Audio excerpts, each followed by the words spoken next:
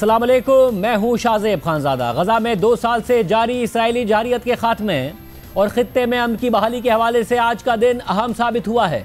अमरीकी सदर ट्रंप के 20 निकाती अमन मंसूबे पर बाकायदा अमल दरामद शुरू हो गया है। इस मुआहदे के तहत हमास ने तमाम 20 जिंदा इसराइली अरगमालियों को रिहा कर दिया है, जबकि इसके बदले में इसराइल ने भी फलस्तीनी कैदियों की रिहाई का अमल शुरू कर दिया है और आज फलस्तीनी कैदियों की एक बड़ी तादाद को आज़ाद कर दिया गया है। इसी दौरान अब से कुछ देर पहले मिस्र के शहर शर्म अल शेख में खित्ते में पायदार अमन के क़याम के लिए एक अहम बैनुल अक़वामी अमन कॉन्फ्रेंस मुनक़िद हुई है, जिसकी मुश्तरका मेज़बानी अमरीकी सदर ट्रंप और मिस्री सदर अब्दुल फत्ताह अल सीसी ने की। इससे पहले आज सदर ट्रंप ने इसराइल का दौरा किया, जहां उन्होंने इसराइली पार्लियामेंट से खिताब किया। इसराइल के मुख्तसर दौरे के बाद अमरीकी सदर ट्रंप मिस्र पहुंच गए हैं, जहां दुनिया भर के रहनुमा गजा के हवाले से होने वाले बैनुल अक़वामी सरबराही इजलास में शरीक हैं। इस तकरीब के आगाज़ में सदर ट्रंप और हमास और इसराइल के दरमियान मुज़ाकरात में सालिसी करने वाले ममालिक के सरबराहान ने अमन दस्तावेज़ पर दस्तखत किए, जिनमें मिस्री सदर अब्दुल फत्ताह अल सीसी, कतरी अमीर शेख तमीम बिन हमद सानी और तुर्क सदर एर्दोआन शामिल थे। दस्तखत करने के बाद अब अमरीकी सदर ट्रंप इस वक्त शुरा से खिताब भी कर रहे हैं। खिताब हम आपको दिखाते हैं और उसके बाद तफसीलात आपको बताएंगे। His Royal Highness Crown Prince Mohammed, Saudi Arabia, special friend of mine. Boy, he's come so long and so far, and he's doing a fantastic job for his country. And I want to just thank him. And His Highness Sheikh Mohammed of the United Arab Emirates is here. Where? He's here someplace. Well, oh, he's not here. But he's here in spirit, I can tell you that. And he's been another one. He's been absolutely incredible, and we appreciate it very much. And His Majesty King Abdullah of Jordan. And thank you very much, King Abdul of Jordan. He's here. Thank you. Thank you. Thank you very much. सदर Trump का खिताब आप देख रहे हैं। दस्तावेज़ पर दस्तखत करने से पहले सदर ट्रंप ने कहा कि हम एक ऐसी दस्तावेज़ पर दस्तखत करने जा रहे हैं जिसमें बहुत से ज़ाब्ते, क़वानीन और दीगर अहम निकात शामिल होंगे। ये एक निहायत जामे मुआहदा है, इससे खित्ते में अमन कायम होगा। वाज़ेह रहे कि मिस्र में होने वाली इस अहम कॉन्फ्रेंस में सदर ट्रंप और मिस्री सदर अब्दुल फत्ताह अल सीसी के अलावा वज़ीर आज़म शहबाज शरीफ, कतर के अमीर शेख तमीम बिन हमद सानी, बरतानिया के वज़ीर आज़म केर स्टारमर, जर्मनी के चांसलर फ्रेडरिक मिर्ज और कनाडा के वज़ीर आज़म फ्रांसीसी सदर मैक्रोन और तुर्क सदर एर्दोआन समेत 20 ममालिक के सरबराहान शरीक हैं। और इस वक्त वज़ीर आज़म शहबाज शरीफ गुफ्तगू कर रहे हैं सदर ट्रंप के बाद। आइए आपको सुनाते हैं।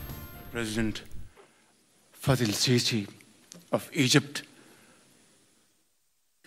Majesties, Highnesses, Excellencies, ladies and gentlemen, Assalamu alaikum, and a very good evening.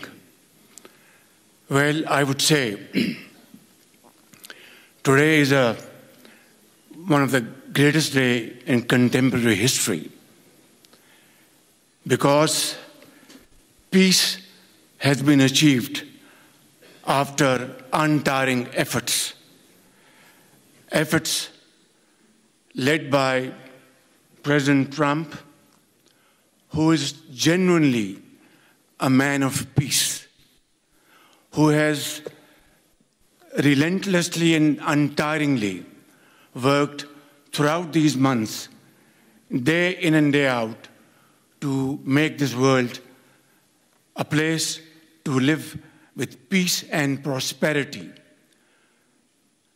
I would say that Pakistan had nominated President Donald Trump for Nobel Peace Prize for his outstanding, extraordinary contributions, because I genuinely feel that he is the most genuine and most wonderful candidate for Peace Prize, because he has brought not only peace in South Asia, saved millions of people, their lives. And today, here in Sharm el Sheikh, achieving peace in Gaza is saving millions of lives in the Middle East. My very dear brother, President Tayyip Erdogan, His Majesty, King Abdullah, and of course my very dear brother Mohammed bin Zayed of UAE, and of course my very dear brother Crown Prince of Saudi Arabia. And he has also been very, very helpful and contributed very valuably in this wonderful peace process. Ladies and gentlemen, I wouldn't want to take more of your time. Suffice it to say, had it not been for this gentleman, not only, who knows, India and Pakistan are both nuclear powers. Had he not intervened along with his wonderful team, during those 4 days, the war could have escalated to a level. Who would have lived to tell what happened? And similarly, here in this part of the world, in the Middle East, Mr. President, your valuable contribution along with President Sisi, I think history will remember in golden words. I wouldn't say more, except God bless you, God give you long life to serve like this for all time to come. Thank you very much. So beautiful. Thank you very much. Wow. Thank you very much. Very kind. Thank you. Wow, I didn't expect that. Let's go home. There's nothing more I have to say. Goodbye, everybody. That was really beautiful and beautifully delivered. Wow, thank you very much. Also with us is President Prabowo, a very incredible man of Indonesia. President, come in.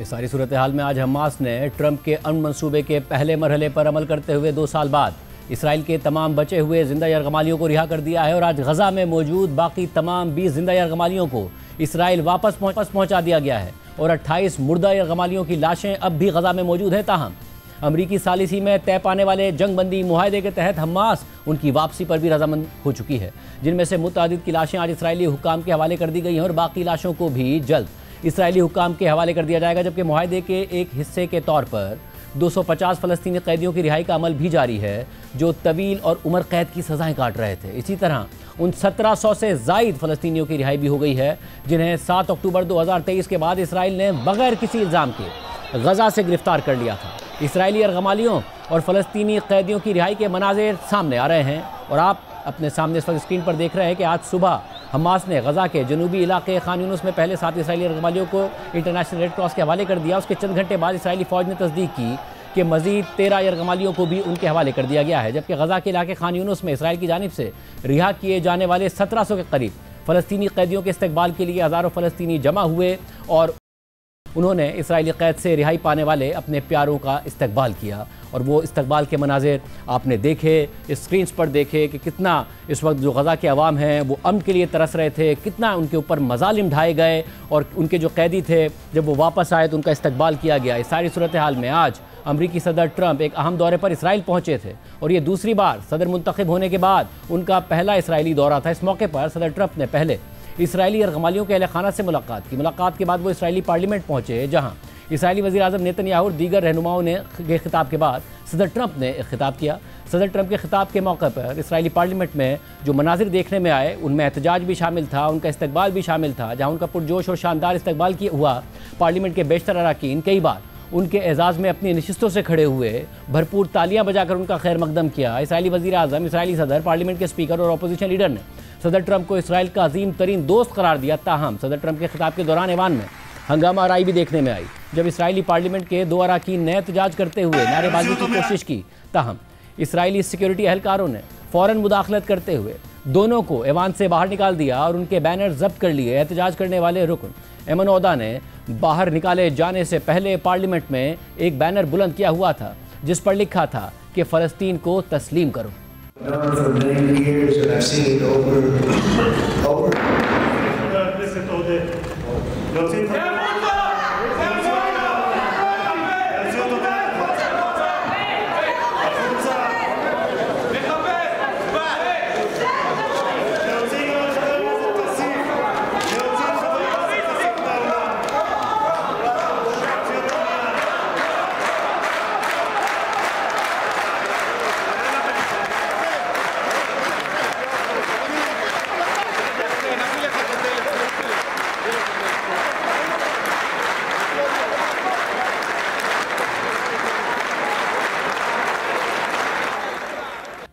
एक तरफ गजा अमन मुआहदा हो रहा है तो दूसरी तरफ पाकिस्तान में गजा के हवाले से जुमे को लाहौर से इस्लामाबाद के लिए निकलने वाले तहरीक लब्बैक पाकिस्तान के एहतजाजी मार्च को मुरीदके के मकाम पर ख़त्म करवा दिया गया है। पंजाब पुलिस का कहना है कि मुरीदके में कानून नाफिज करने वाले इदारों की कार्रवाई के जरिए इंतशार पसंद गिरोह को मुंतशिर कर दिया गया है।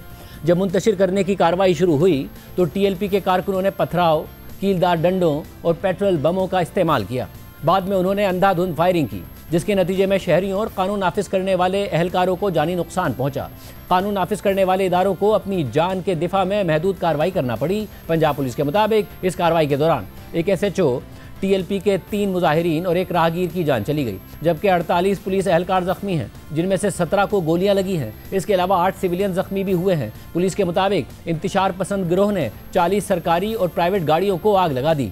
कानून नाफिज करने वालों ने मुतअद्दिद इंतशार पसंद लोगों को गिरफ्तार कर लिया है। इंतशार पसंदों की गिरफ्तारी के लिए सर्च ऑपरेशन जारी है। पंजाब पुलिस शहरियों के अमन को नुकसान पहुंचाने की हरगिज़ इजाज़त नहीं देगी। ये मामला उस वक्त शुरू हुआ था कि जब TLP ने गजा के मामले पर इस्लामाबाद में अमरीकी सिफारत खाने पर एहतजाज का ऐलान किया और इसके लिए लाहौर से इस्लामाबाद मार्च करने का कहा, मगर इस पर हुकूमत ने यह मौक़िफ़ इख्तियार किया कि TLP ने एहतजाज की इजाज़त नहीं ली है। गजा में मामलात हल हो गए हैं, वहाँ पर लोग सीज़ फायर के बाद जश्न मना रहे हैं, तो ऐसे में पाकिस्तान में एहतजाज की कोई वजह नहीं है। ये हुकूमत का मौक़िफ़ था, मगर इसके बावजूद जुमे को तहरीक लब्बैक के कारकुन लाहौर में अपने मरकज़ से एहतजाजी मार्च लेकर निकले।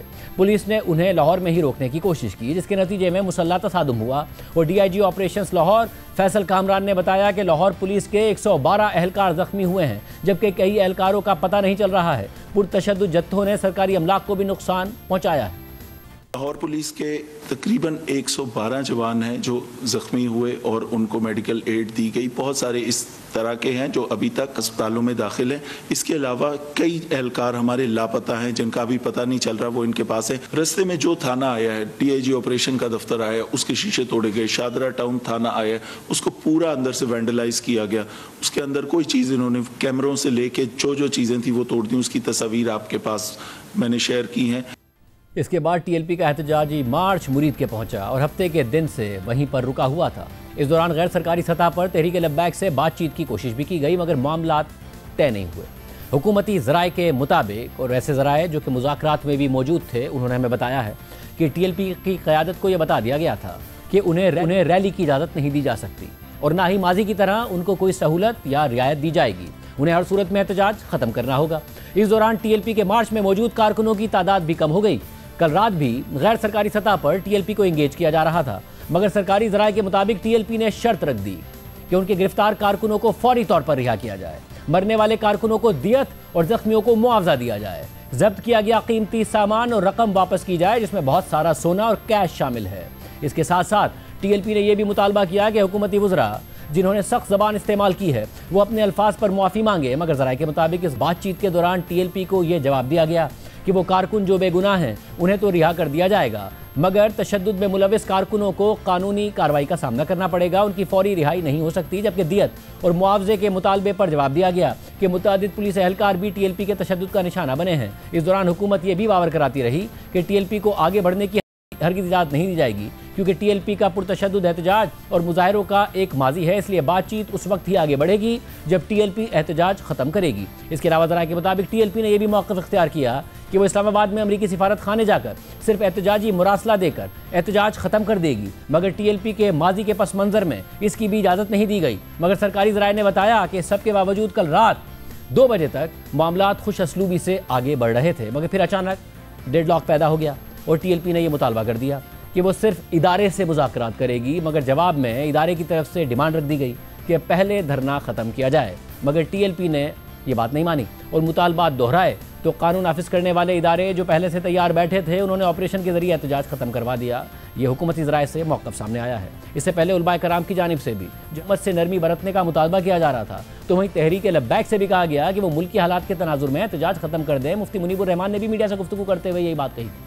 हम ज़ात बारी ताला अल्लाह जल्ल शानुहु और उसके रसूल मुकर्रम सल्लल्लाहु अलैहि वसल्लम का वसीला पेश करके तहरीक लब्बैक पाकिस्तान की क़यादत और मजलिस शूरा से और अमीर तहरीक लब्बैक पाकिस्तान अल्लामा हाफिज साद हुसैन रिजवी से और अल्लामा मुफ्ती गुलाम गौस बगदादी से और अल्लामा डॉक्टर शफीक मोइनी से अपील करते हैं कि मुल्क के बेहतरीन मफाद में सरेदस्त इस रैली को मौकूफ कर दें, क्योंकि इस वक्त मुल्क के हालात किसी इंतशार के मुतहम्मिल नहीं हो सकते। हमें कौमी और मिली वहदत की शदीद ज़रूरत है। टीएलपी ने कल रात किए गए ऑपरेशन के तनाजुर में मुल्क भर में एहतजाज की कॉल दी थी, जिसके नतीजे में कई शहरों में पैनिक की सूरत हाल पैदा हो गई। और ये सूरत हाल इसलिए भी ज़्यादा संगीन हो गई क्योंकि लाहौर में सऊदी वफ्द दौरे पर था और लाहौर में ही पाकिस्तान और जनूबी अफ्रीका के दरमियान टेस्ट मैच भी जारी है।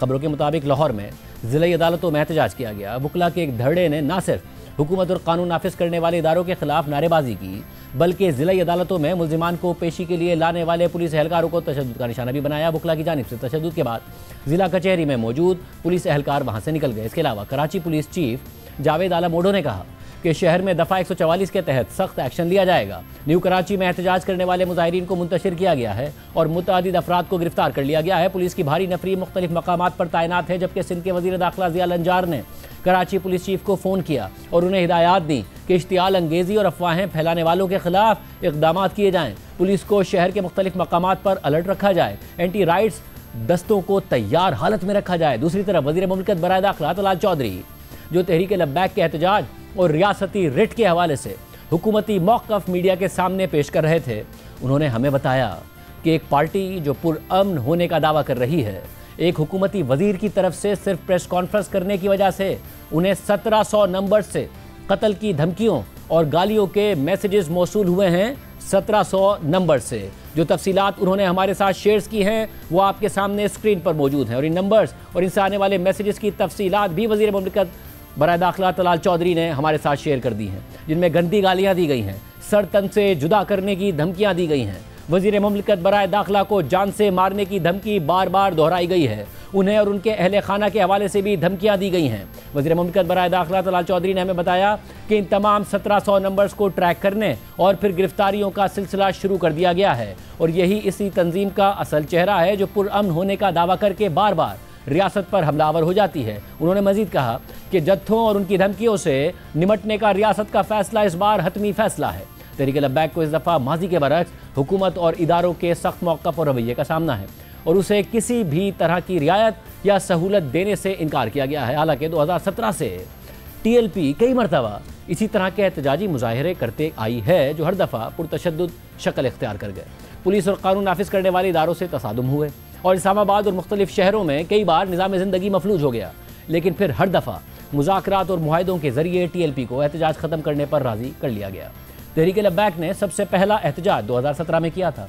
2017 में नून लीग के दौरे हुकूमत में कौमी असम्बली के अरकान के हल्फनामे में तब्दीली का इल्ज़ाम पर टीएलपी ने इस्लामाबाद में फैज़ाबाद के मकाम पर धरना दे दिया और वफाकी दारुल हुकूमत को 3 हफ्तों तक बंद किए रखा और फिर बाद में नून लीग की हुकूमत के साथ होने वाले एक मुआहदे के तहत टीएलपी धरना ख़त्म करने पर राज़ी हो गई, जिसके तहत वफाकी वज़ीर कानून जाहिद हामिद को मुस्ताफ़ी होना पड़ा।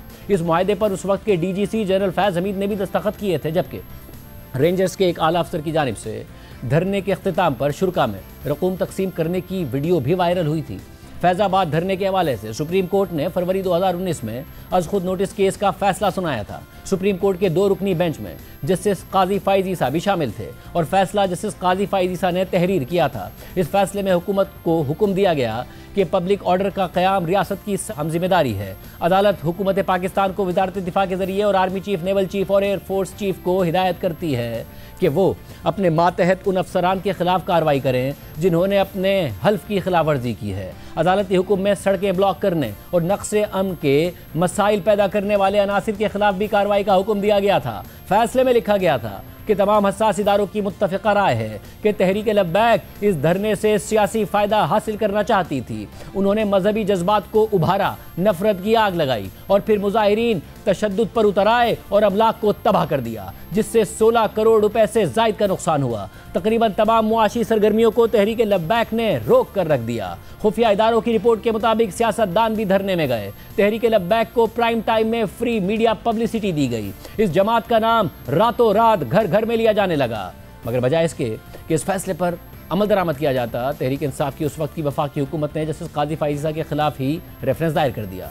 2017 में फैज़ाबाद धरने के बाद अप्रैल 2018 में TLP ने इस्लामाबाद में होने वाले मुआहदे पर अमल दरामद का मुतालबा करते हुए एक बार फिर एहतजाज शुरू कर दिया, जो 12 दिन तक जारी रहा और एक बार फिर हुकूमत के साथ एक और मुआहदे के बाद एहतजाज खत्म कर दिया गया। फिर इसके बाद अक्टूबर 2018 में सुप्रीम कोर्ट से जब तौहीन मजहब की मुल्जिमा आसिया बीबी को बरी करने का हुक्म सामने आया तो तहरीक लब्बैक ने एक बार फिर मुल्क भर में एहतजाज शुरू कर दिया, जिसके नतीजे में मुल्क भर में निज़ाम ज़िंदगी एक बार फिर मफलूज हो गया और मुख्तलिफ शहरों के अहम मकामात पर धरने दिए गए। और फिर तहरीक इंसाफ की हुकूमत ने TLP की क़यादत के साथ मुज़ाकरात किए और एक और मुआहदा करके एहतजाज ख़त्म करवा दिया।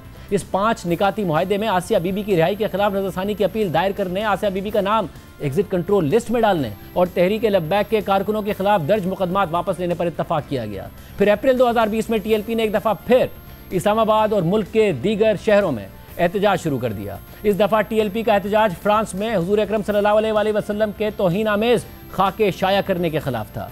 TLP का एहतजाज रोकने के लिए पुलिस ने इस्लामाबाद के दाखिली और खारजी रास्तों पर कंटेनर्स खड़े कर दिए और इस दौरान झड़पों में पुलिस एहलकार और TLP के कारकुन जख्मी भी हुए। TLP का मुतालबा था कि हुकूमत फौरी तौर पर फ्रांसीसी सफ़ीर को बेदखल करे और फ्रांस के साथ तिजारती और सिफारती रवाबित भी ख़त्म किए जाएँ। और फिर बाद में हुकूमत की जानिब से एक और मुआहदे के ज़रिए फ्रांस के हवाले से सख्त मौक़िफ़ अपनाने और फ्रांसीसी सफ़ीर की पार्लियामेंट के ज़रिए बेदखली की यकीन दहानियों के बाद TLP के कारकुन मुंतशिर हुए, मगर फ्रांसीसी सफ़ीर की बेदखली और फ्रांस से ताल्लुकात मुनक़ता ना करने पर तहरीक लब्बैक ने एक बार फिर 20 अप्रैल 2021 को फैज़ाबाद में धरने की कॉल दे दी। इस कॉल के बाद TLP के अमीर साद रिजवी की गिरफ्तारी के नतीजे में हालात मज़ीद कशीदा हो गए। उस वक्त के वज़ीर आज़म इमरान खान ने ट्वीट किया था कि मैं मुल्क के अंदर और मुल्क से बाहर सब लोगों को वाज़ेह तौर पर बताना चाहता हूँ कि हमारी हुकूमत ने तहरीक लब्बैक के खिलाफ उस वक्त कार्रवाई की कि जब उन्होंने रियासत की रिट को चैलेंज किया, सड़कों पर वायलेंस शुरू किया और अवाम और कानून नाफिज करने वाले इदारों पर हमले किए। कोई भी कानून और आइन से बालातर नहीं हो सकता, ये उस वक्त के वज़ीर आज़म इमरान खान ने अपनी ट्वीट में कहा। TLP का एहतजाज रोकने के लिए पुलिस और रेंजर्स ने ताकत का इस्तेमाल किया और लाहौर के इलाके यतीम खाना चौक में शदीद तसादुम हुआ। इस दौरान झड़पों में 2 पुलिस एहलकारों समेत 5 अफराद जान से गए, जबकि सैकड़ों अफराद जख्मी भी हो गए। 16 पुलिस एहलकारों को यरगमाल बनाने की खबरें भी आईं, जिसके बाद हुकूमत ने TLP को कलअदम जमात करार देकर उसे तहलील करने की कार्रवाई भी शुरू कर दी और फ्रांस के सफ़ीर की बेदखली के लिए असेंबली में करारदाद लाने से भी इनकार कर दिया। मगर इस सब के बावजूद TLP इस्लामाबाद की जानिब मार्च करने पर बाजिद रही तो उस वक्त की हुकूमत ने एक और मुआहदा कर लिया और फ्रांसीसी सफ़ीर की बेदखली के लिए कौमी असेंबली में करारदाद लाने की हामी भर ली और एक करारदाद बहस के लिए पेश भी कर दी। ताहम TLP के अमीर साद रिजवी को हुकूमत ने नज़रबंद रखा और फिर अक्टूबर 2021 में एक दफ़ा फिर TLP ने एहतजाज शुरू कर दिया और साद रिजवी को रिहा करने समेत पहले तय पाने वाले मुआहदे पर अमल दरामद का मुतालबा दोहरा दिया। इस दौरान TLP के मुतादिद कारकुनों को गिरफ्तार किया गया, मगर फिर इस दफ़ा भी हुकूमत ने मुआहदा करके एहतजाज ख़त्म करवा दिया और तेज़ी से इस मुआहदे पर अमल दरामद करते हुए TLP के गिरफ्तार कारकुनों की रिहाई शुरू कर दी और TLP पर पाबंदी उठाने के लिए भी इक़दाम लेना शुरू कर दिए। और फिर TLP से पाबंदी उठा ली गई और उसके नुमाइंदों ने इलेक्शन में हिस्सा भी लिया, मगर इस बार हुकूमत ने किसी मुआहदे के ज़रिए नहीं बल्कि ताकत के ज़रिए TLP के धरने को ख़त्म करवाया है। इस हवाले से खुद TLP का मौक़िफ़ है कि पीर को सुबह सवेरे पुलिस ने मुरीदके में मार्च के शुरका और कायदीन के मरकज़ी कंटेनर पर शदीद फायरिंग की और आंसू गैस का इस्तेमाल किया, जिससे कई कारकुन जान से चले गए और ज़ख्मियों की तादाद में भी इजाफा हुआ है। TLP दावा कर रही है कि जमात के कुछ अहम रहनुमा भी बख्तरबंद गाड़ियों के ज़रिए की गई इस कार्रवाई में ज़ख्मी हुए हैं। TLP के सरबराह हाफिज़ साद हुसैन रिजवी को 3 गोलियां लगी है, TLP दावा कर रही है, और उनके मुतादिद कारकुनों की हालत तशवीशनाक है। TLP ये भी दावा कर रही है कि रात को हुकूमत ने उनकी मुज़ाकराती टीम को मुज़ाकरात के लिए दोबारा तलब किया था, लेकिन मुज़ाकराती टीम का कोई भी फ़र्द वापस नहीं आया और रात 3:45 पर ऑपरेशन का आगाज़ कर दिया गया, जो फजर की नमाज के वक्त भी जारी रहा। इन दावों में क्या हकीकत है और ग्राउंड पर इस वक्त क्या सूरत हाल है, जानेंगे। हमारे साथ मौजूद है जो न्यूज़ लाहौर के bureau chief rice Ansari. Rice Ansari साहब, सबसे पहले तो ये बताएगा कि ज़ाहिर तहरीक लब्बैक कह रही हूँ कि मुतादिद कारकुन ज़ख्मी, साद रिजवी साहब को दरमियान में खबरें आती रहीं कि गोली लगी, ICU, ये तमाम चीज़ें आपने के पास क्या इन्फॉर्मेशन है? अस्पतालों से चेक किया आपने, क्या मालूमात है आपके पास? देखिए, सबसे पहली बात तो यह है कि जो मामला ये बड़ा जो आगे बढ़ा, आपने जिस तरह बात आपने की अभी, सबसे पहली बात है कि जब ये मामला बढ़ा और ये सारे के सारे जो ट्रैफिक के मसाइल पैदा, लोग फंस गए ट्रैफिक में, उन्होंने हमारे से पूछा कि ये मामला क्या है। तो हमने कहा कि ये TLP जो है ये गज़ा पे मार्च करना चाह रही है। तो उन्होंने कहा कि ये मामला तो ख़त्म हो गया और हमने उनके एक रहनुमा से यही बात की लेकिन वो मार्च करने में बज़िद थे। उन्होंने कहा नहीं स्पेन में भी हो रहे हैं, स्वीडन में भी हो रहे हैं। तो हमने कहा वो जश्न के तौर पे हो रहे हैं, एहतजाज के तौर पे नहीं हो रहे। बार ये जारी रहा। जो आपने बात की इसकी हवाले से 7 ईस्वी की और 10 ईस्वी के हवाले से, ये इसमें जो है ना मुख्तलिफ अभी तक अफवाहें हैं। और ये अभी मुकदमा मुरीद के में दर्ज हुआ, उस पर उन्होंने लिखा पुलिस ने कि जो राइफल अंस रिजवी के पास थी उससे बराह रास्त फायरिंग की गई थी। तो उसमें अभी तक जो है ये सिर्फ अफवाहें हैं। लेकिन देखें, जब ये कोई अगर ऐसी जो अफवाह फैलाई जा रही है कि उनको गोली लग गई, उनको ऐसा हो गया, वो शदीद ज़ख्मी हो गए, अभी तक कोई चीज़ सामने नहीं आई हमारे। और जो हॉस्पिटल्स हैं उसमें भी इतने ज़्यादा लोग सामने नहीं आए, क्योंकि हमें हर चीज़ में एविडेंस चाहिए होता है। अगर खबर दें वो एविडेंस तो हो ना। अब ये बड़े बड़े दावे कर रहे हैं कि इतने लोग मर गए, लेकिन जो पुलिस ने अपनी जारी की है उसमें उन्होंने लिखा है कि 3 लोग TLP कारकुन, एक राहगीर जहाँ बाक हुए और एक जो है हमारे शहीद हो गया इंस्पेक्टर। तो अभी तक इस किस्म की ये अफवाहें हैं, उनके बहुत दावे हैं। अब देखें मुरीद के है, जो पुलिस ने जितने बताए हैं कि 3 या 4 लोग जहाँ बाक हुए, इसके आगे पीछे थोड़े हो सकते हैं, लेकिन जो दावे किए जा रहे हैं वो मुमकिन नहीं है। मुरीद के में इतनी ज़्यादा लोग नहीं थे कि उनमें से इतने ज़्यादा जो दावे किए जा रहे हैं वो ऐसा हो जाता। तो इस बारे में अभी तो अफवाह है, कोई ऐसी मुझे ये भी बताइएगा, जो रास्ते बंद थे क्या वो रास्ते खुल गए हैं? ज़ाहिर है शहरियों में खौफ व हिरास भी था, इसके अलावा शहरी परेशान भी थे, क्या रास्ते वगैरह सब खुल गए हैं? जी तकरीबन रास्ते जो हैं तकरीबन सारे खुल गए हैं। लाहौर में 2 पॉइंट हैं जो अभी ज़रा उन्होंने क्लोज़ किया, लेकिन उससे लोगों को ऐसी दिक्कत नहीं है। अभी मोटरवे ने भी कहा कि उन्होंने रास्ते खोल दिए लाहौर से इस्लामाबाद जाने के लिए और इस्लामाबाद से लाहौर आने के लिए। तो ये जो इनका मरकज़ है TLP का, वहाँ कुछ थोड़ा सा एरिया बंद है और यहाँ एक छोटा सा और एरिया हमारे प्रेस क्लब के पास बंद है। बाकी तकरीबन रास्ते जो हैं वो खुले हुए हैं। और ये अब इस वक्त GT रोड पे भी ट्रैफिक रवां दवा है। और एक और बात मैं करता चलूँ आपसे शाहजेब साहब, जो आपने बात की ना इसकी मुज़ाकरात की, तो ये कल रात मुज़ाकरात जारी थे। उसमें ख्वाजा सलमान रफ़ीक थे, उसमें IG पंजाब थे, चीफ सेक्रेटरी थे, अल्लामा ताहिर शर्फी थे, और ये सारे मुज़ाकरात, उनमें जो 3 रहनुमा हैं TLP के और ये मुज़ाकरात मैं यही आपसे जानना भी चाह रहा था कि दोनों तरफ से अलग अलग वर्जन आ रहा है। हुकूमती ज़राए जो हैं मुज़ाकरात में जो मौजूद थे वो कुछ और बात बता रहे हैं, TLP का तो अलग ही दावा है कि जी हुकूमती मुज़ाकराती टीम ने आगे से शो अप नहीं किया। क्या हुआ, क्या इन्फॉर्मेशन है? नहीं देखिए, जब ये मुज़ाकरात लाहौर में हो रहे थे उसमें ये ख्वाजा सलमान रफ़ीक, उसमें chief secretary Punjab, IG Punjab, home secretary, और उसके अलावा जो TLP के 3 रहनुमा थे, शफीक अमीनी साहब, गौस बगदादी साहब और एक फैज़ी साहब, ये 3 रहनुमा थे। और रात तकरीबन 2:15 बजे तक ये मुज़ाकरात जारी रहे। और जो उसमें हुकूमत के लोग थे वो बहुत रीज़नेबल बात कर रहे थे। सबसे अहम बात जो उसमें की गई, उसने कहा इसमें बैठ जाते हैं, आप लोग जाएँ, जाके इसको कॉल ऑफ करें, फिर हमारे पास आए, हम बैठ के मामला हल करेंगे। लेकिन इसमें सबसे अहम बात ये थी कि उन्होंने कहा कि आप हर 6 माह बाद, 6-7 माह बाद ही मसला पैदा कर देते हैं। इस पर भी बात होगी कि आप बार बार क्यों उठते हैं, ये बार बार इस तरह पुरतशद्दद किस्म के मुजाहरे क्यों करते हैं, इस पर भी बात होगी। तो गवर्नमेंट ने कहा कि आप जाएँ, जाकर इसको कॉल ऑफ करें, फिर बैठते कमेटी बनेगी, आप भी उसमें शामिल होंगे। हुकूमती जो लोग बैठे थे, IG साहब वगैरह, उन्होंने बहुत रीजनेबल बात की। और उसके बाद ये तीनों लोग, इनको ले जाया गया वहाँ, और जाके उन्होंने कहा कि हम अपनी क़यादत से बात करके बताते हैं। करना तो ये चाहिए था कि वह कॉल ऑफ करते। इन्होंने कहा जी हम दोबारा आपके पास वापस आ रहे हैं। उसने कहा भाई वापस आपको वापस आने की बात ही नहीं, हमारी बात तय हुई, हमारी बहुत मस्बत बात हुई है, मस्बत तरीके से आप उठ के गए हैं, तो आप जाएं, उन्हें वहाँ से कॉल ऑफ करें, फिर हम बैठ जाते हैं। जो आपसे वादे किया, जो आपके मुतालबात हैं, जो आपने भी बताया अभी कि अभी कौन सी चीज़ें गई हैं, कौन से बेगुनाह लोग पकड़े गए हैं, जो पुरतशद्दुद मुलव्वस थे उनको तो नहीं छोड़ा जाएगा। तो उन्होंने कहा हम बैठ जाएंगे, इसमें मामला हल हो जाएंगे, लेकिन साथ ये भी हल होगा कि आइंदा इस किस्म की पुरतशद्दुद वाक़यात ना हो। और उन्होंने कहा कि मामला जो है ये कई माह से चल रहा था और जो ख़त्म हो गया, आप एकदम अचानक उठ पड़े हैं।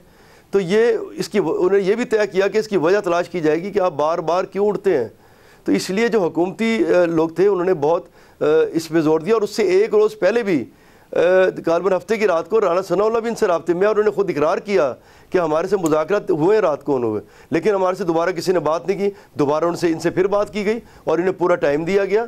लेकिन जब सुबह तक ये बिल्कुल बज़िद हुए और जब इन्होंने कहा कि अब आप दरमियान में से हट जाए, हमारी इदारे से हमने बात करनी है, तो जब इदारे से बात करनी, पाक कशीदगी अब दहशतगर्दी और दरअंदाजी से बढ़कर सरहदी झड़पों तक पहुँच गई है। और ये सब उस वक्त हो रहा है जब अफगान वज़ीर ख़ारजा भारत के दौरे पर है। सूरत हाल यहाँ तक ख़राब हो गई कि हफ्ते और इतवार की दरमियानी शब अफगान फोर्सेज ने सरहद पर वाक़े पाकिस्तानी चौकियों पर बाकायदा हमले किए, जिसके जवाब में पाक फौज ने बड़ी और फैसला कुन कार्रवाई की है, जिसके नतीजे में 200 से ज़ायद तालिबान और दीगर दहशतगर्द हलाक हो गए। इस कार्रवाई के बाद ISPR ने बयान में कहा कि अफगान तालिबान और भारत की सरपरस्ती में फितनतुल ख्वारिज ने 11 और 12 अक्टूबर की दरमियानी शब हमला किया। बुज़दिराना इक़दाम में फायरिंग और चंद मकामात पर दरअंदाजी की गई, जिसके बाद पाक फौज ने सरहदी पट्टी पर मौसर और फैसला कुन रद्द-ए-अमल दिया। इंटेलिजेंस इत्तलात और तखमीने के मुताबिक पाक फौज की जवाबी कार्रवाई में 200 से ज़ायद तालिबान और वाबस्ता दहशतगर्द हलाक, जबकि बड़ी तादाद में ज़ख्मी हुए। झड़पों में 23 जवान शहीद जबकि 29 सिपाही ज़ख्मी हुए। मुसल्लह अफवाज ने तालिबान फोर्सेज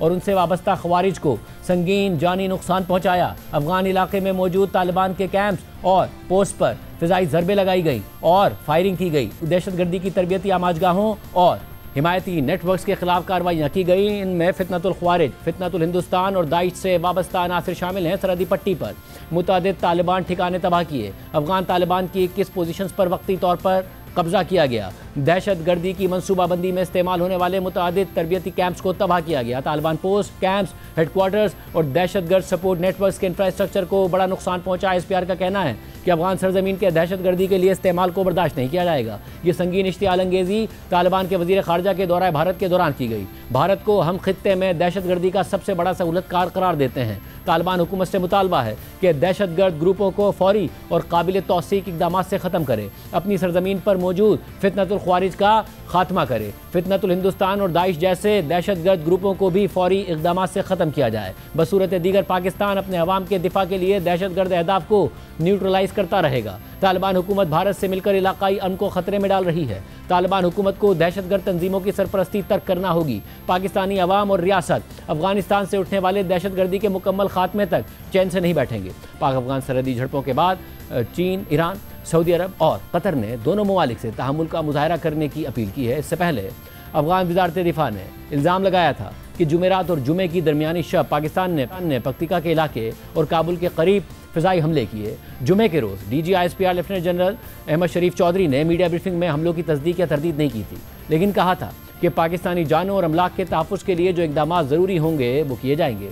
दूसरी जानिब भारत अफगान तालिबान के साथ ताल्लुकात बढ़ा रहा है। अफगान वज़ीर ख़ारजा के दौरे के मौके पर मीडिया टॉक के दौरान ऐसा मरहला भी आया जब खातून सहाफ़ियों को प्रेस ब्रीफिंग में बैठने की इजाज़त नहीं दी गई, जिस पर खातून सहाफ़ियों समेत भारतीय सियासी रहनुमाओं ने भी सख्त एहतजाज किया और अफगान तालिबान के साथ साथ मोदी सरकार की दोगली पॉलिसी को भी निशाना बनाया। इसके बावजूद इस दौरे के दौरान भारतीय वज़ीर ख़ारजा ने ऐलान किया कि भारत काबुल में अपने सिफारती मिशन को सिफारत खाने के दर्जे पर अपग्रेड कर रहा है। हालांकि ये वही तालिबान है जिनके बारे में खुद नरेंद्र मोदी कहा करते थे कि गुड तालिबान और बैड तालिबान अब नहीं चलेगा।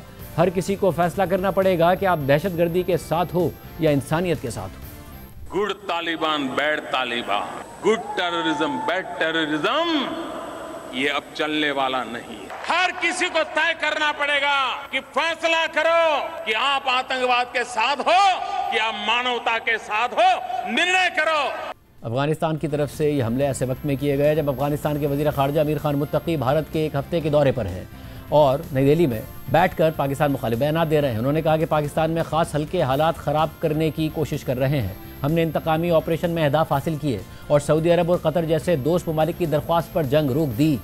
पाकिस्तानी आवाम और पाकिस्तानी सियासियों के साथ हमारा कोई मुश्किल नहीं है। पाकिस्तान में कुछ खास हल्के हैं जो हालात को खराब करने की कोशिश कर रहा है, तो अफगानिस्तान अपना सरहदों का, अपना फजा का हक महफूज रखे और जैसा कुछ खिलाफ वर्जियां हुआ है उसके फौरन जवाब भी दिया और फिर रात जो इंतकामी ऑपरेशन हुआ तो उसमें हमारा जो हदफ और मतलूब था वो हासिल हुआ। फिर हमारे दोस्त ममालिक जैसा कतर और सऊदी अरबिस्तान उन्होंने उन्होंने तलब किया कि अभी जंग रुकना चाहिए, तो हमारे तरफ से जंग रुका और अभी हालात कंट्रोल में हैं। तो हम अच्छा ताल्लुका चाहते हैं, हम मुज़ाकरात के दरवाजे हमारा खुला है सबके लिए, हम ज़ीरो टेंशन के तरफदार है और अगर और नहीं चाहता है तो फिर अफगानिस्तान के पास और रास्ते भी है।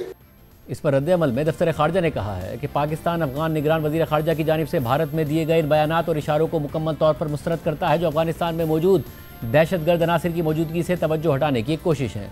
इन बेबुनियाद इल्ज़ामात से तालिबान हुकूमत खुद को इलाकाई अमन और इस्तेहकाम के लिए अपनी जिम्मेदारियों से बरी नहीं कर सकती। हम ये भी उम्मीद रखते हैं कि एक दिन अफगान अवाम को आज़ादी हासिल होगी और वो एक हकीकी नुमाइंदा हुकूमत के तहत ज़िंदगी गुजार सकेंगे।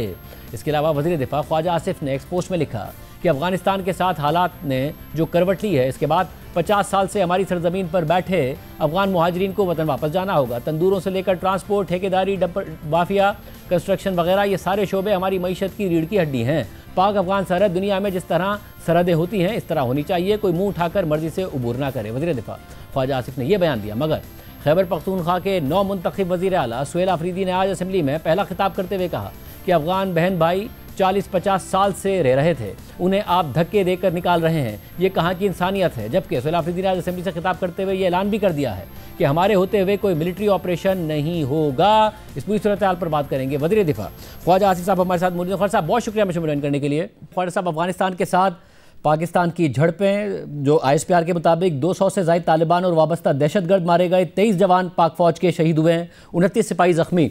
अब आगे क्या लाए अमल है? क्या इसको सीज़ फायर समझा जाए और उसके बाद कोई मुज़ाकरात होंगे, मामलात आगे बढ़ेंगे? इस वक्त क्या स्टेटस है?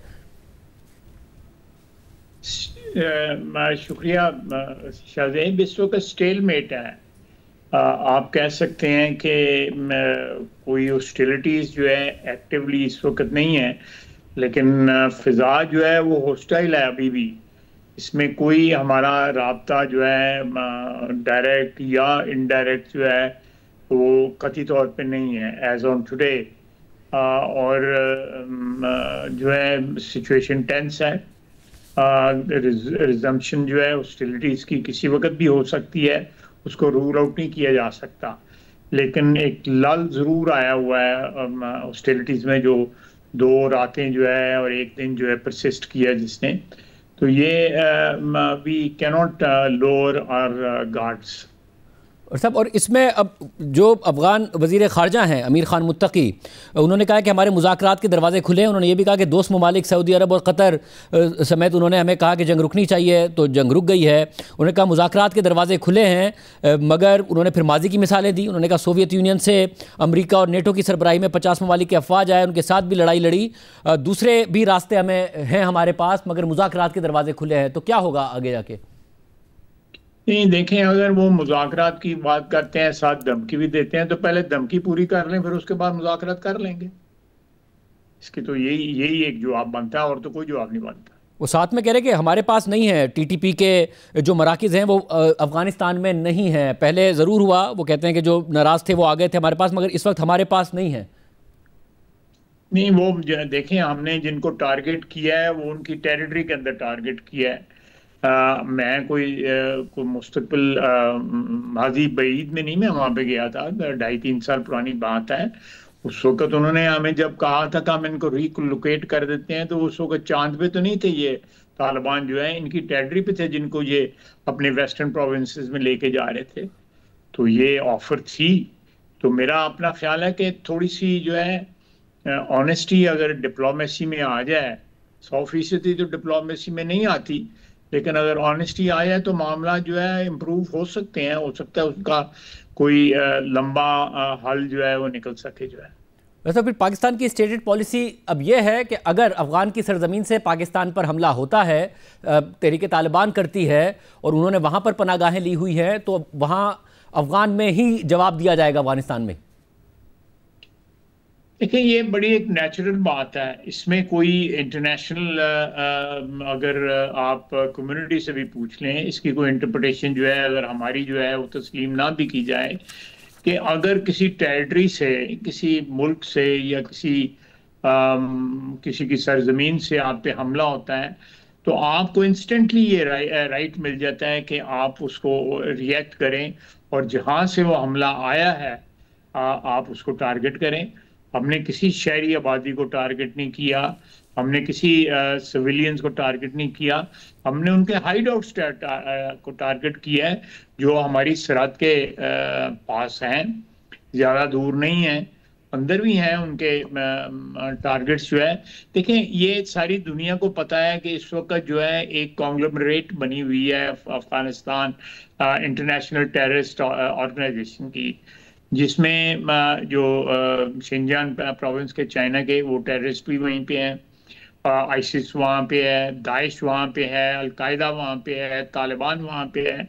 तो ये जो जलसा हो रहा है एक अफगानिस्तान में, सबकी सब पनाह गजीन है, सब जो है वो काबुल की छतरी के नीचे बैठे हुए हैं। तो ये कौन बिलीव करेगा मुत्तकी साहब को? जो है मैं कोई भी नहीं बिलीव करेगा। हो सकता है हिंदुस्तानी जो है वो जो मुनाफकाना एक बिलीफ जो है वो उसका इजहार कर दें, अदरवाइज दे ऑल्सो नो कि उनकी सरजमीन पे जो लोग बैठे हुए हैं they are not controlled by anyone. आप कह सकते हैं कि ये जो अफगान तालिबान और ये बाकी जितने मैंने नाम लिए हैं ये एक ही आप कह सकते हैं एक ब्रॉड जो एक अलायंस है उसके मुख्तलिफ हिस्से हैं। कोई चाइना से जिस किसी की शिकायत आती है, चाइना के साथ तो अब इनका नॉर्मल हो गया हुआ है, लेकिन उज़्बेकिस्तान, ईरान, दूसरे ममालिक all the way Russian federation तक, पाकिस्तान तो टारगेट है ही है इनका। सारी सूरत हाल में ज़रा खैबर पख्तूनख्वा बहुत अहम है और खैबर पख्तूनख्वा में आज नए वज़ीर आला इलेक्ट हुए और उन्होंने सवाल उठाया। उन्होंने कहा कि 14,000 इंटेलिजेंस बेस्ड ऑपरेशन अगर हुए हैं तो दहशतगर्दी वैसी की वैसी है। आज भी वो कहते हैं हमारे लोग IDPs बन रहे हैं। ऑपरेशन के ख़िलाफ़ उन्होंने कहा कि इमरान खान, मेरा लीडर इमरान खान ऑपरेशन के ख़िलाफ़ है और हमारे होते हुए कोई मिलिट्री ऑपरेशन नहीं होगा। तो एक तरफ अफ़गान हुकूमत है, दूसरी तरफ अब जो तहरीक इंसाफ की खैबर पख्तूनख्वा में नए वज़ीर आला आए हैं, उन्हें किस तरीके से एतमाद में लिया जाएगा, किस तरीके से आगे बढ़ा जाएगा अगर दहशतगर्दी से निपटना है? देखें, अगर वो कोई इस तरह का स्टैंड लेते हैं जो वफाक, देखें मुल्क की जो हिफाजत है, मुल्क की सरहदों की हिफाजत जो है वो वफाक की जिम्मेदारी है, वो सूबों की जिम्मेदारी नहीं है, वो वफाक की हुकूमत है। ये हमारा आइन जो है इसको स्पेल आउट करता है। तो अगर वो हमारे साथ खड़े होते हैं, वफाक के साथ खड़े होते हैं, तो बड़ी खुशी की बात है, मोस्ट वेलकम। उनकी जो मदद है वो बड़ी कारआमद होगी। That will be very very important for us. Federation की बिहाफ में मैं बात कर रहा हूँ।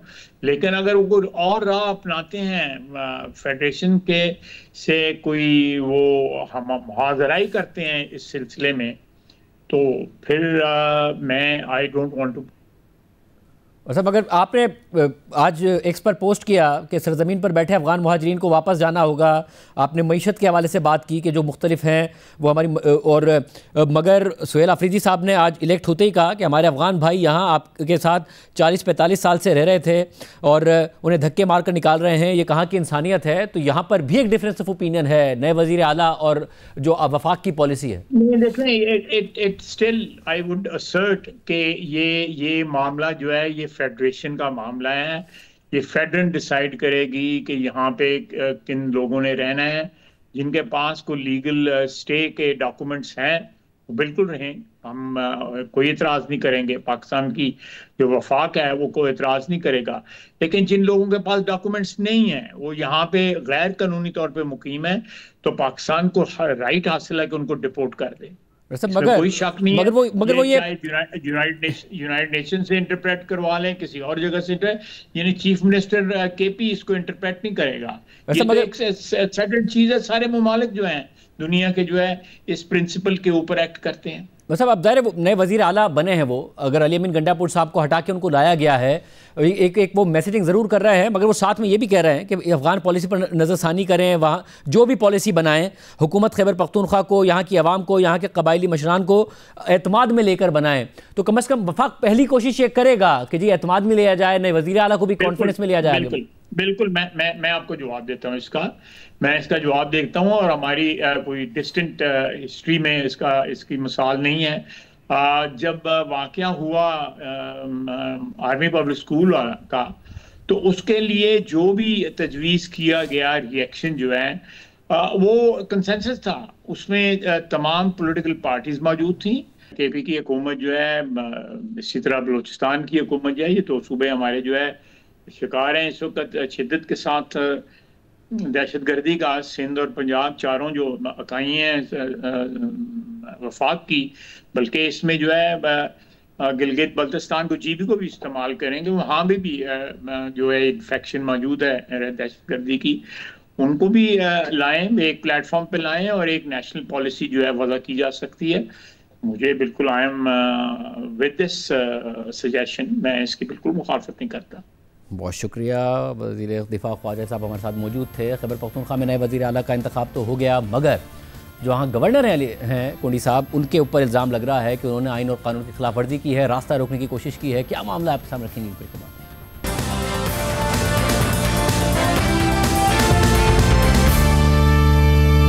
खैबर पख्तूनख्वा में गवर्नर फैसल करीम कुंडी के गलत फैसले की वजह से बहरान खड़ा हो गया है और मामला अदालत तक चला गया है। अली अमीन गंडापुर ने वजारत आला से इस्तीफा दिया, मगर गवर्नर खैबर पख्तूनख्वा अपनी आईनी जिम्मेदारी पर अमल करते हुए इस्तीफा मंजूर करने के बजाय ताख़िरी हरबे इस्तेमाल कर रहे हैं। और फिर आज खैबर पख्तूनख्वा असेंबली ने अक्सरियत से नए वज़ीर आला का इंतखाब कर लिया है और सुहेल आफरीदी 90 वोट लेकर नए वज़ीर आला मुंतखब हो गए हैं।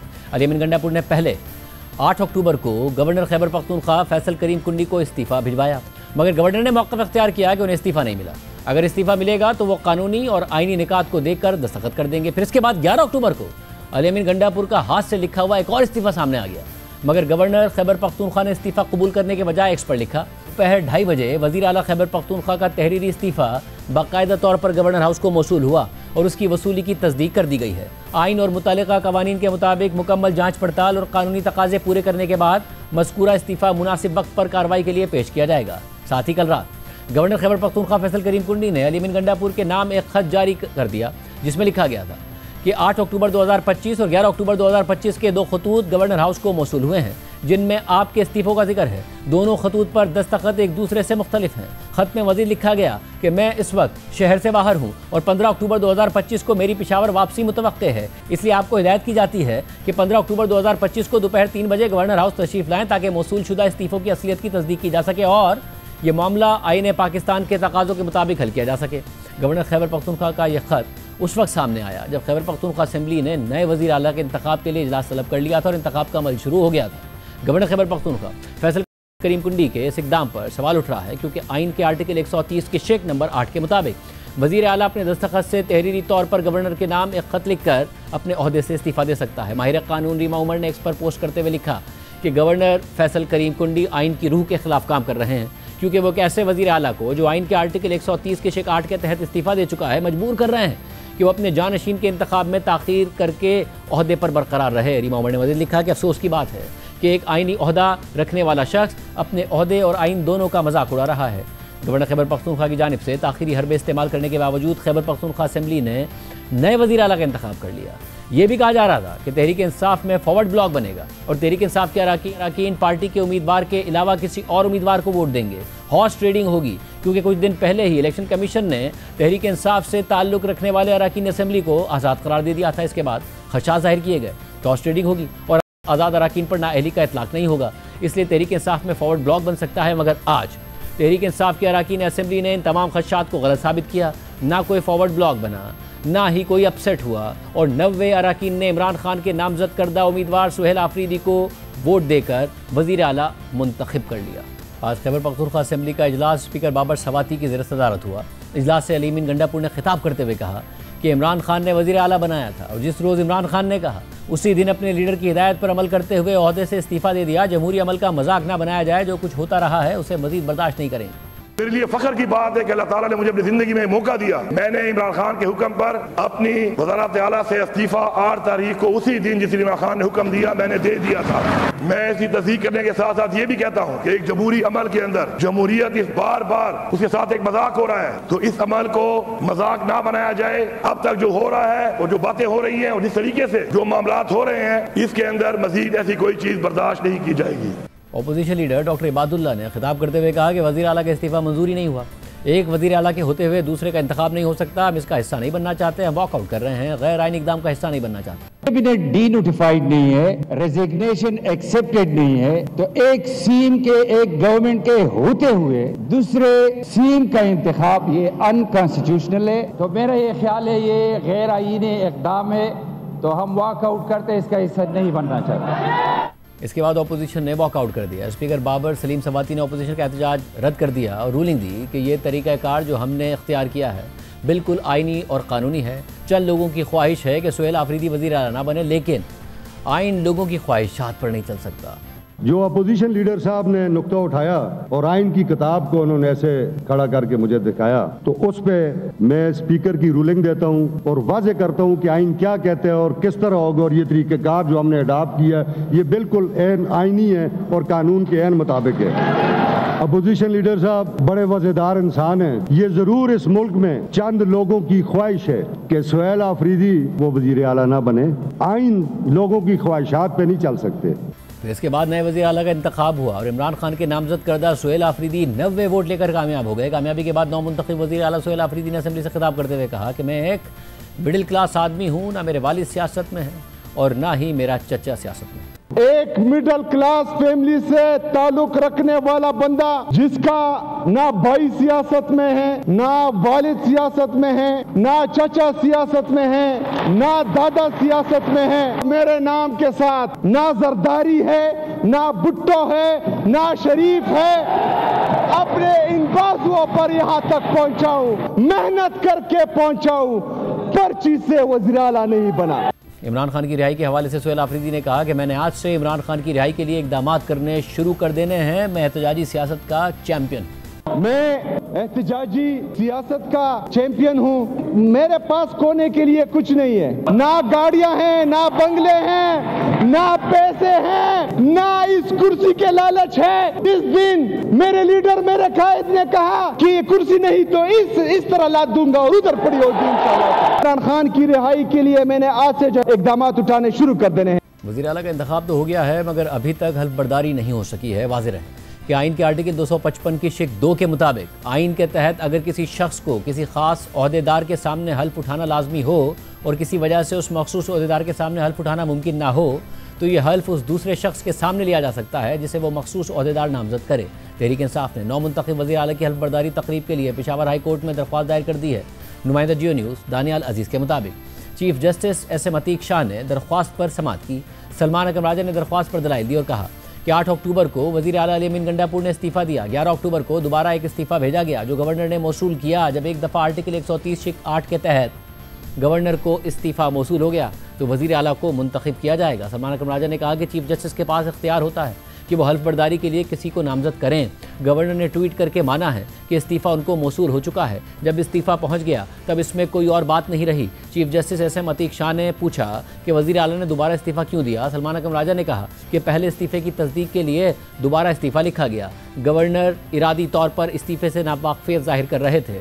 सलमान अकरम राजा ने मज़ीद कहा कि जब वज़ीर आला का इस्तीफ़ा मौसूल हो गया तो वज़ीर आला मुस्ताफ़ी तस्वुर होगा। चीफ जस्टिस ने सवाल किया कि क्या गवर्नर हाउस ने कोई रसीद दी थी और क्या आप अब गवर्नर की गैर मौजूदगी में हल्फ बर्दारी के लिए नामजदगी चाहते हैं। क्या स्पीकर ने गवर्नर या अपोजिशन से कोई रब्ता किया है। सलमान अकरम राजा ने कहा कि गवर्नर को पता था कि खैबर पख्तूनख्वा असेंबली का सेशन होगा। डिप्टी अटॉर्नी जनरल यहाँ मौजूद हैं, आप उनसे पूछ सकते हैं। डिप्टी अटॉर्नी जनरल ने कहा कि इन्होंने कोई पटिशन दायर नहीं की, इनको क्या जल्दी है, गवर्नर की वापसी का इंतजार कर लें। चीफ जस्टिस ने रिमार्क्स दिए कि दरख्वास्त को जुडिशल साइट पर नहीं एडमिनिस्ट्रेटिव साइट पर देख रहे हैं। सलमान अकरम राजा ने कहा कि गवर्नर ने 12 अक्टूबर को इस्तीफे पर अजीब एतराज़ात उठाए। गवर्नर को पता था कि 13 अक्टूबर को नए वज़ीर आला का इंतखाब होगा। गवर्नर ने जानबूझकर ताख़ीर करने की कोशिश की। Chief justice SM Atiq Shah ने सवाल किया कि स्पीकर ने गवर्नर को जो हल्फ के लिए समरी भेजी है क्या वो पहुंच चुकी है। सलमान अकरम राजा ने कहा कि स्पीकर ने हल्फ के लिए समरी भेजी है, स्पीकर खुद भी यहाँ मौजूद हैं। एडिशनल अटॉर्नी जनरल ने कहा कि आइन वाज़ेह है कि हल्फ लेने से इनकार हो तो आर्टिकल 255 नाफिज होगा। समरी गवर्नर तक पहुंची है या नहीं यह भी वाज़ेह नहीं। Chief justice SM Atiq Shah ने रिमार्क्स दिए कि गवर्नर की राय ज़रूरी है, गवर्नर की राय आ जाए तो फिर इस पर हम कुछ कर सकते हैं। इसके बाद अदालत ने अटॉर्नी जनरल से रिपोर्ट तलब करते हुए समाअत कल तक के लिए मुलतवी कर दी। आज की प्रोग्राम में इतना ही। अल्लाह हाफ़िज़।